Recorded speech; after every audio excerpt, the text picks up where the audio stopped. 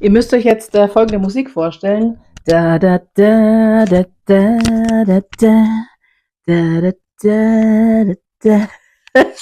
Ein Schelm, wer Böses denkt. Schaut mal, was ich für euch habe, wollte ich euch zeigen. Ach so, das ist mein Mikrofon, das sollte ich in der Hand halten und nicht weglegen. Genau, das hier.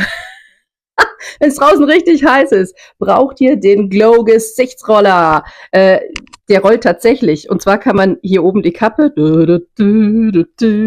abmachen und rauskommt Eis. Ich habe es nämlich vorher eingefroren. Also das ist ein cooler Eisroller. Hier könnt ihr auch ein bisschen Ölchen dazu machen und dann, auch am Morgen geil, wenn man so Augenringe, ne? Herrlich. Oder wenn es heiß ist, dann hinten in den Nacken und überall.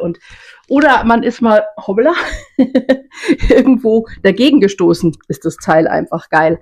Hier oben gibt's Wasser rein, einfrieren und benutzen. Viel Freude damit. Da, da, da, da, da, da.